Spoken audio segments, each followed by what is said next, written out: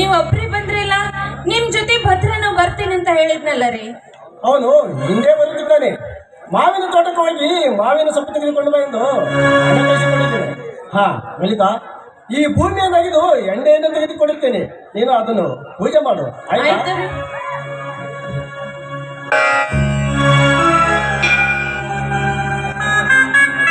ಅಮ್ಮ ಭೂಮಿ ತಾಯಿ, ನಿನ್ನನ್ನು ನಂಬಿಕೊಂಡಿರುವ ಈ ರೈತರಿಗೆ ಯಾವ ಕಾರಣವೂ ಇಲ್ಲದೆ ಚಂದಾದ ಬೆಳೆ ಕೊಟ್ಟು ಈ ರೈತರ ಆತ್ಮಹತ್ಯೆ ತಡೆಗಟ್ಟುವ ಭಾರ ನಿನ್ನದಮ್ಮ.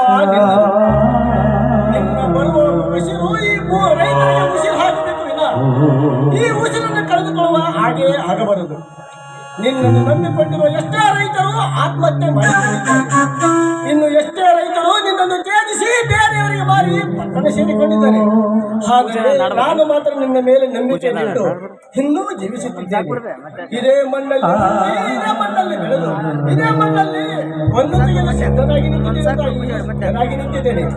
ಈ ವರ್ಷದ ಮುಂಗಾರದ ಬೆಳೆಗೆ ಬಂಗಾರದ ಬೆಳೆ ಕೊಡುತ್ತಾಯೇ, ಬಂಗಾರದ ಬೆಳೆ.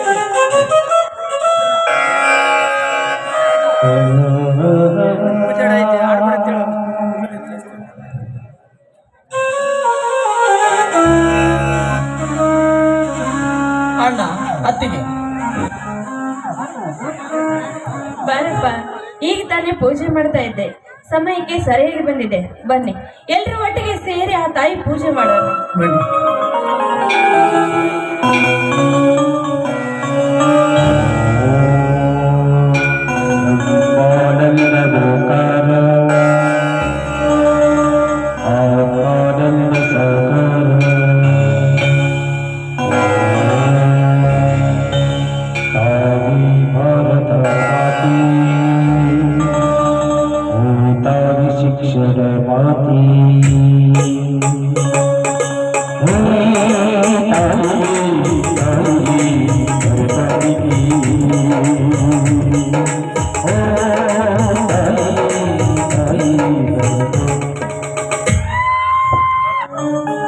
ಭದ್ರ, ನೀನು ಎಷ್ಟೇ ಆಗಲಿ ಕಲಿತವನು.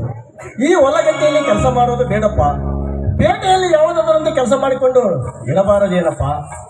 ಅಣ್ಣ ಏನು ಹೇಳುತ್ತೇವೆ ಅಣ್ಣ? ಕಲಿತ ಮಾತ್ರಕ್ಕೆ ನಾನೇನು ಕುಬೇರನಲ್ಲ, ಕಲಿಯದೇ ಇರುವುದಕ್ಕೆ ಸೋಮಾರಿಯೂ ನಾನಲ್ಲ. ಕೋಟಿ ವಿದ್ಯೆಗಿಂತ ಮೇಟಿ ವಿದ್ಯೆ ಮೇಲು ಎಂಬಂತೆ ನಾನು ನಿಮ್ಮ ಜೊತೆ ಮೇಟಿ ಹಿಡಿದರೆ ತಪ್ಪೇನಣ್ಣ? ತಪ್ಪೇನು? ಹಾಗಲ್ಲ ಭದ್ರ, ನೀನು ಎಷ್ಟೇ ಆಗಲಿ ಬೆನ್ನು ಹಿಡಿಯುವ ಕೈಗೆ ರಂಟಿ ಹಿಡಿಯುವ ಆಸೆ ಅಣ್ಣ, ಈ ನಮ್ಮ ನಾಡಿನಲ್ಲಿ ಎಷ್ಟೋ ಜನ ರೈತ ಮಕ್ಕಳು ಇದೇ ಮಣ್ಣಲ್ಲಿ ದುಡಿಯುತ್ತಿದ್ದಾರೆ. ನಾವು ಕಲಿತವರು ಅಂದ ಮಾತ್ರಕ್ಕೆ ಮೈಗೆ ಸೆಂಡು ಹೊಡೆದುಕೊಂಡು ಮನೆಯಲ್ಲಿ ಅಪ್ಪ ದುಡಿದಿಟ್ಟ ದುಡ್ಡನ್ನು ತಮ್ಮ ಮೈ ಚಡಿಗೆ ಖರ್ಚು ಮಾಡಿಕೊಂಡು ತಿರುಗಾಡುವ ತಿರುಗಾಡಲಣ್ಣ ಈ ನಿನ್ನ ತಮ್ಮ. ದೇಶಕ್ಕೆ ಅನ್ನ ಹಾಕುವ ಅನ್ನದಾತನ ಹೊಟ್ಟೆಯಲ್ಲಿ ಹುಟ್ಟಿದ ರೈತನ ಮಗ ನಾನು. ಇನ್ನೊಬ್ಬರ ಕೈ ಕೆಳಗಡೆ ಕೆಲಸ ಮಾಡಲಿ. ಈ ಭೂತಾಯಿಯನ್ನು ನಂಬಿ ದುಡಿದರೆ ಈ ಭೂಮಿ ತಾಯಿ ಯಾವತ್ತು ಕೈ ಬಿಡುವುದಿಲ್ಲ ಎಂದು ನೀನೇ ಹೇಳಿದ ಮಾತನ್ನು ಮರೆತು ಬಿಟ್ಟೇನಣ್ಣ, ಮರೆತು ಬಿಟ್ಟೇನು? ಹಾಗಲ್ಲ ಭದ್ರ, ನಾನು ನಿನ್ನ ಹಾಗೆ ಈ ಮಣ್ಣನ್ನು ನಂಬಿ ಆಗಲು ಎಂದರೆ ಕಷ್ಟಪಟ್ಟಿದ್ದೇನೆ. ಮೈ ತುಂಬ ಸಾಲ ಮಾಡಿಕೊಂಡು ಸಾಲ ತೀರಿಸಲಾಗದೆ ಉಂಟಾಡುತ್ತಿದ್ದೇನೆ. ಇದೇ ರೀತಿ ಮುಂದುವರೆದರೆ ನಮ್ಮಂತ ರೈತರು ಬದುಕುವುದಾದರೂ ಹೇಗಪ್ಪ, ಬದುಕುವುದಾದರೂ ಹೇಗೆ? ಅಣ್ಣ, ರೈತರು ಆತ್ಮಹತ್ಯೆ ಮಾಡಿಕೊಳ್ಳುತ್ತಿರುವುದು ಈ ಭೂತಾಯಿ ಕೊಟ್ಟ ಬೆಳೆಯನ್ನಲ್ಲ, ಈ ಭೂತಾಯಿ ಕೊಟ್ಟ ಬೆಳೆಯನ್ನಲ್ಲ.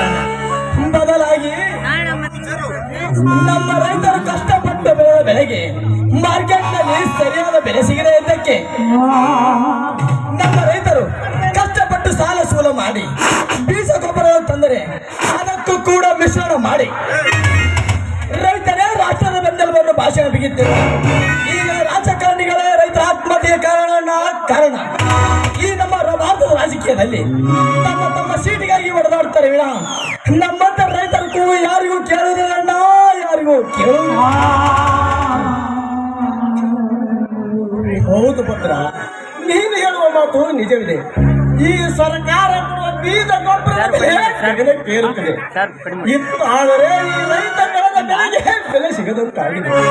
ಇದೇ ರೀತಿ ಮುಂದುವರಿದು ಹೋದರೆ ನಮ್ಮಂತೆಲ್ಲ ಬದುಕುವುದಾದ ಹೇಗೆ ತಮ್ಮ, ಬದುಕುವುದಾದ ಹೇಗೆ? ಹೌದು ರೀ, ಈಗಿನ ಸರ್ಕಾರವೇ ಹೇಗಿದೆ.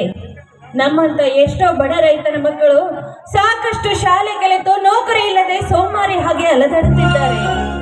ಅಂತವರನ್ನು ಸರ್ಕಾರದವರು ಗುರುತಿಸಿ ಅವರಿಗೊಂದು ನೌಕರಿ ಕೊಟ್ಟರೆ ಸಾಕು. ಈ ದೇಶದಲ್ಲಿ ಬಡತನ ಎಂಬುದೇ ಇರುವುದಿಲ್ಲ ಅಲ್ವೇನ್ರಿ? ನಿಜ ಅತ್ತಿಗೆಮ್ಮ ನಿಮ್ಮ ಮಾತು. ಈಗಿನ ಸರ್ಕಾರ ನಾವು ಕೊಡುವ ಲಂಚಕ್ಕೆ ಬೆಲೆ ಕೊಡುತ್ತದೆ ವಿನ ನಾವು ಕಲಿತ ವಿದ್ಯೆಗೆ ಬೆಲೆ ಇಲ್ಲದಂತಾಗಿದೆ. ದುಡ್ಡೇ ದೊಡ್ಡಪ್ಪ ವಿದ್ಯೆ ಅದರಪ್ಪ ಎನ್ನುವ ಗಾದೆ ಮಾತು. ವಿದ್ಯೆ ಕಲಿತವನಿಗೆ ಬುದ್ಧಿ ಇಲ್ಲ, ರಾಜಕೀಯ ಮಾಡುವವನಿಗೆ ಬಡತನ ಇಲ್ಲ ಎನ್ನುವಂತಾಗಿದೆ ಈಗ ನಮ್ಮಂತ ವಿದ್ಯಾವಂತರ ಪರಿಸ್ಥಿತಿ.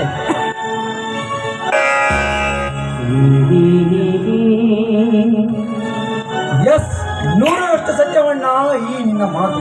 ವಿದ್ಯೆ ಇಲ್ಲದವನ ಬಾಳು ಹತ್ತಿಗಿಂತ ಕೀಳು ಅನ್ನೋ ಮಾತು ಬದಲಾಗಿ ವಿದ್ಯೆ ಕಲಿತವನ ಬಾಳು ಏಸರ ಗತ್ತೆಗಿಂತ ಕೀಳು ಅನ್ನುವಾಗೆ ಈಗಿನ ವಿದ್ಯಾರ್ಥಿಗಳ ಪರಿಸ್ಥಿತಿ. ಹೊಟ್ಟೆಗೆ ಹಿಟ್ಟು ಇಲ್ಲದಿದ್ದರೆ ಕಷ್ಟಪಟ್ಟು ಓದಿ ಭೂಮಿಗೆ ಭಾರವಾಗಿ ಬದುಕುತ್ತಿರುವ ನಮ್ಮಂತ ನಿರುದ್ಯೋಗಿ ಸಂಖ್ಯೆ ಹೆಚ್ಚಾಗಿದೆ ಅಣ್ಣ ನಮ್ಮ ಭಾರತದಲ್ಲಿ. ಈಗಿನ ಸರ್ಕಾರದವರು ತಮ್ಮ ಕುರ್ಚಿಗೋಸ್ಕರ ಬಡದಾಡಿ ಭದ್ರತೆ ಪಡಿಸ್ಕೊಳ್ತಾರೆ ಹೊರತು ನಮ್ಮಂತ ಬಡವರ ಕೂಗು ಯಾರಿಗೂ ಕೇಳುವುದಿಲ್ಲ. ಹೌದು ಲಲಿತಾ, ಈಗಿನ ರಾಜಕೀಯ ರಾಯಮರ ಜಾತಿ ಎಂಬ ದಾರದ ಮೇಲೆ ನಿಂತು ಓದಾಡುತ್ತದೆ. ಇದು ನಮ್ಮ ದೇಶ, ಇದು ನಮ್ಮ ನಾಡು, ನಮ್ಮ ಊರು ಅನ್ನುವ ಬದಲು ಇದು ನನ್ನದು ಎಂದು ಬಾಳಿದ್ರಯ್ಯ. ಇದು ನಮ್ಮದು ಎಂದು ಬಾಳಿದೆ ಎಂದು ಬಸವಣ್ಣನವರು ಹೇಳಿದ ಮಾತು ಅರಿತು ಮಾಡಬೇಕು ಲಲಿತಾ, ಅರಿತು ಮಾಡಬೇಕು. ಅಣ್ಣ, ಜಾತಿ ಯಾವುದಾದರೇನು, ಪಕ್ಷ ಯಾವುದಾದರೇನು, ಪಕ್ಷಕ್ಕೆ ನಿಂತ ವ್ಯಕ್ತಿ ನಿಷ್ಠಾವಂತನಾಗಿದ್ದರೆ ನಮ್ಮ ದೇಶಕ್ಕೆ ಉಸಿರು ಬಂದಂತಾಗುತ್ತದೆ. ನಾವೆಲ್ಲರೂ ಭಾರತೀಯರು ಒಂದೇ ಎಂದು ತಿಳಿದು ಒಬ್ಬ ಒಳ್ಳೆ ವ್ಯಕ್ತಿಯನ್ನು ಹುಡುಕಿ ಓಟು ಹಾಕಿದರೆ ನಾವು ಹಾಕಿದ ಓಟಿಗೆ ಬೆಲೆ ಸಿಕ್ಕಂತಾಗುತ್ತದೆ ಅಣ್ಣ, ಬೆಲೆ ಸಿಕ್ಕಂತಾಗುತ್ತದೆ. ಅಣ್ಣ, ನಮ್ಮ ದೇಶದ ಪ್ರತಿಯೊಂದು ಪ್ರಜೆಗಳ ಓಟುಗಳನ್ನು 100ಕ್ಕೆ 100 ಕೋಟಿಯಷ್ಟು ಬೆಲೆ ಇದೆ. ಇಂಥ ಬೆಲೆ ಇರುವ ಒಂದೊಂದು ಓಟುಗಳನ್ನು ಕೇವಲ ಒಂದು ಸರಾಯಿ ಬಾಟಿಗೆ ಮಾರಾಟ ಮಾಡುತ್ತಿದ್ದೇವಲ್ಲ, ನಮಗಿಂತ ಕೆಟ್ಟ ಪ್ರಾಣಿ ಯಾವುದಾದ್ರೂ ಇದೆಯಣ್ಣ, ನಾವೇ ತಿಳಿದುಕೊಳ್ಳಬೇಕು. ಹೋಗ್ಲಿ ಬಿಡು ಇದನ್ನ. ಆ ರಾಜಕೀಯ ವಿಷಯದ ಬಗ್ಗೆ ನೀನೇ ಇಷ್ಟೊಂದು ತಲೆ ಕೆಡಿಸ್ಕೊಂಡಿದ್ದೀಯ. ಹೋಗ್ಲಿ ಬಿಡು, ಇದನ್ನು ಇಲ್ಲಿಗೆ ಬಿಟ್ಟು ಬಿಡು. ನೋಡು, ಭೂಮಿ ತಾಯಿಯನ್ನು ನಂಬಿ ಹಗಲು ರಾತ್ರಿ ಎನ್ನದೆ ಭೂಮಿ ತಾಯಿಯಲ್ಲಿ ಕಷ್ಟಪಟ್ಟು ದುಡಿದ್ರೆ ಸಾಕು. ಆ ಭೂಮಿ ತಾಯಿಯಿಂದಲ್ಲ ನಾಳೆ ನಮ್ಮನ್ನು ಕೈ ಹಿಡಿತಾಳೆ ಅಂದಾಗ ಅಣ್ಣನ ಒಡಲು ಬಂಗಾರದ ಕಡಲು ಆಗೋದ್ರಲ್ಲಿ ಸಂದೇಹವೇ ಇಲ್ಲ. ಬನ್ನಿ, ಎಲ್ರೂ ಒಟ್ಟಿಗೆ ಸೇರಿ ಊಟ ಮಾಡೋಣ. ಹಬ್ಬದ ಅಡಿಗೆ ರೆಡಿಯಾಗಿದೆ. ಅತ್ತೆ